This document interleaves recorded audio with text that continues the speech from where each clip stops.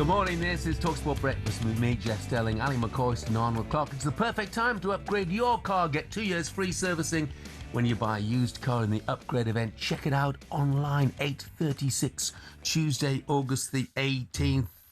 Cult heroes, Robin North Wales, Joey Jones at Liverpool. Oh, yes. Bites your legs, Yeah. remember that? Chris in Swindon says... Chris Kamara from Sky Sports, and you're absolutely 100%. right. And I've got one that I have to agree with. Lee says, Money Boys, what about Ronnie Moore at Tranmere as well, did we, and man? Tranmere, absolutely. And Ronnie hasn't been brilliantly well. So, Ron, if you're listening, hope Wish you're him all okay, the mate. best, yeah. He's just a fantastic top man. Yeah. Top man. Right, the Premier League countdown is very much on. Leicester City are the Barclays Premier League champions. Oh, what's going on here? Cantona getting involved with the supporters. Oh, this is outrageous. I'm European champion. I think I'm a special one. Sergio Aguero! Oh my God! The Barclays for Manchester City! It's talkSPORT. We are Premier League. Premier League almost back. talkSPORT live and exclusive coverage of the first two games of the new Premier League season. Arsenal against Coventry, that's Friday night, and Hull against Manchester United Saturday lunchtime. One fan base with plenty to be excited about this season is Spurs, of course, 17th and 17th last two seasons. Lots of signings, though. Is Roberto Zerbi the man to get them back into the top half? Let's bring in the former Spurs and Palace midfielder, Andros Townsend, to find out. Morning to you, Andros. Morning, Andros. How are you? I'm very good. How are we? We're in top form. I didn't get a chance to see you, mate. How did you enjoy your World Cup? I was amazing. I just like you, I was everywhere. I was across the 3 countries. But yeah, it was amazing, wasn't it? It was brilliant, mate, wasn't it? What an experience, Terrific. Yeah. Anyway, mate, we're going to start with Spurs, if we may. Got to be improvement. Must be improvement this season, surely, for the fans. I think improvement has got to be the minimum, but I'll go a little bit further. For the first time in a long while, I'm a little bit excited for Spurs. I think they've done everything right in the off-season. Obviously, they got the top manager in just before the end of the season. We saw some positive signs in the way he wanted to play and control the game. But in the off-season, they've given him full control. They've got Premier League proven players through the door early, no haggling over fees, no waiting to deadline day. They've got their business done early, no European football. And I just think all that can play in their hands if they can get off to a good start, whereas the other top teams maybe have new managers, maybe they might have slow starts. I really think this could be a good season for Spurs. Yeah, no, I completely agree. I mean, defensively, they've completely reshaped, haven't they? I think brought in some really good players. Look, by contrast, Andros, are you concerned about Palace at all? Because, I mean, obviously they've lost another central defender. This on the back of, Eze leaving and Mark Gahey leaving. A new manager in who's untested in the Premier League. Have you got any concerns? I do have some concerns. I think that's natural, but I think I'll rewind 12 months and I was probably sitting in the same position, having lost Eze. It looked like Gahey was going to go to Liverpool. I was worried for Palace then, and they went on to create another historic season. So I don't think it's all doom and gloom. Pre-season's not been great. They've lost their main centre-half, but they've still got some core players in there like Wharton, what have you, the players who have done well for them over the last 2 or 3 years.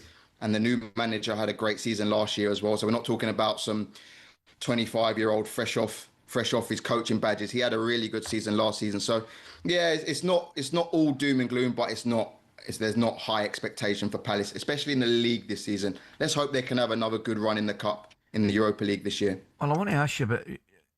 I am a little bit concerned about Palace in the kind of same way, Andros. I'm slightly concerned about Newcastle. Where do you sit with them?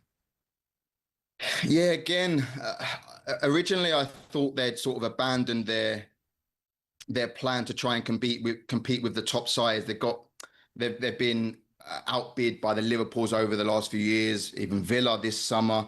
But I feel like their sort of policy has been from when they've come in. Let's get players not on the cheap, but players who are not proven. Let's build them up to be world-class players and let's sell them on for huge profits. And they've done that with the likes of Guimaraes and Tonali. They've won silverware along the way. They've got Champions League football, had massive success. I think now they've sort of gone backwards and started again. They've got young, unproven players through the door and try and look to build again and build a top side. I think they're really trying to go backwards to take another big step forward. Yeah. Andros, look, we've been talking this morning about a lot of things, actually, but we've been touching on Rodri as well and what his legacy is going to be like and whether he will be remembered as a Premier League all-time great. You've played against him, so what's your view?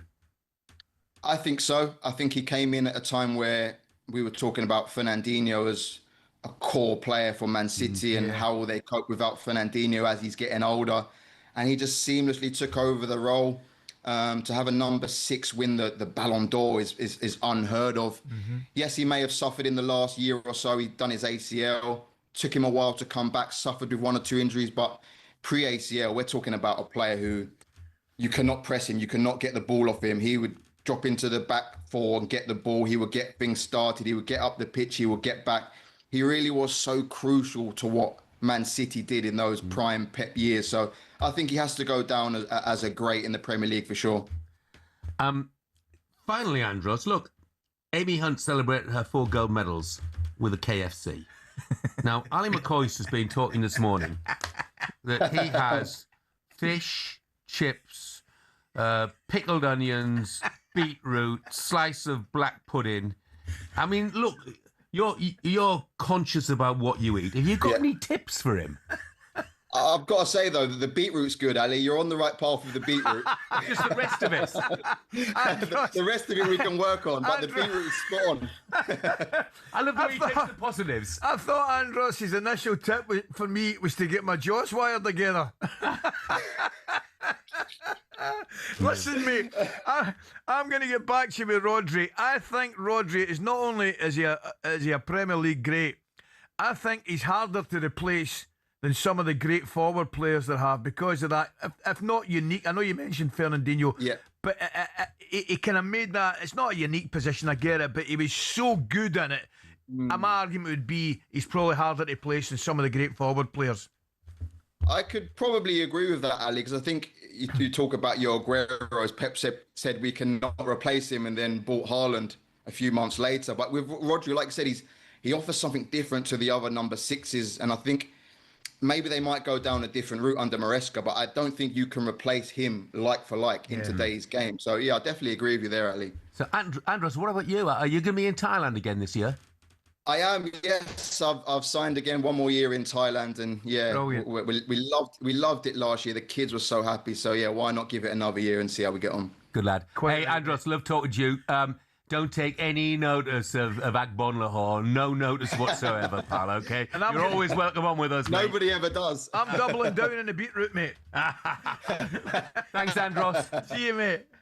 Pleasure. Anytime. Cheers. Bye-bye. Yeah. Cult hero. Because we've not mentioned Hartlepool, but somebody, Huey from Hartlepool, says, hi, Jeff, biggest cult hero ever, Bob Newton. Hartlepool, yeah, I would concur with that. I'll just give you one more, though, Huey, as well. Brian Honour, who I saw a couple of weeks ago. He would be a Hartlepool cult hero as well. Great to see Andros Townsend. Excellent. It's great for whether, whether we could still do a job in this country. He probably could somewhere. But you know something? Listening to him there and looking at him, and you can tell it's all about the kids and the family and enjoying himself for about a year, couple of years. And I don't think anybody can grudge him that. Yeah, absolutely not. Right, what's tickled you? Cheltenham legend, Alan Brazil. Can't argue with that. Still to come on breakfast. Breakfast preview on talkSPORT with Travis Perkins. Spend £100 or more with a Travis Perkins trade account and you could win a brand new Ford Ranger. T's and C's apply. You may feel this is a bit premature, but we will be dishing out our Premier League awards for the 25-26 campaign. Oh, for the 25-26 campaign? Yes. Okay. Right, okay. Including find out... Effectively, it's anything but premature. No. So why are we doing that?